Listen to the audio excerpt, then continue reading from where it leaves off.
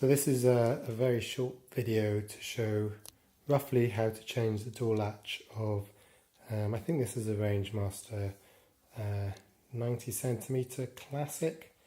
It's pretty straightforward. My catch on the door, the main oven door, wasn't biting anymore, so the door would just swing open. So I bought one of these parts. I can't remember how much it was probably about £8, I think. So you get the latch thing, strike or whatever that is, and the screw. My strike, whatever it is, the nut was a bit loose and was a bit wobbly, so that might have been part of the reason why it bust. So in order to get, there we go,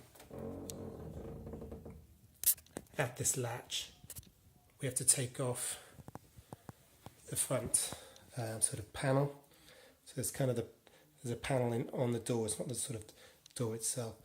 So I've already taken off, where is it? 4 of these little things with Allen keys. One here, and then some on the other side here and here. I've had to pull the oven out a little bit to get at those. And once you've done that, a bit of wiggling.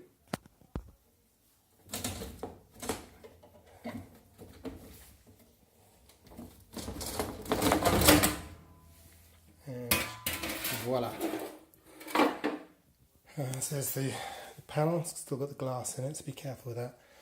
Then when we open this, there's a couple of screws here that you have to undo with a spanner. I've kind of mostly done them, so it should come off quite easily. One.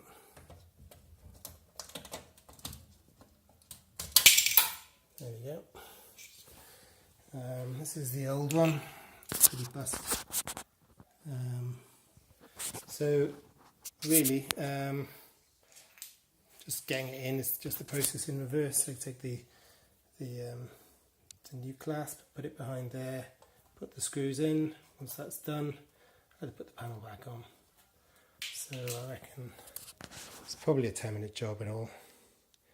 Hope you find this helpful. Cheers, bye.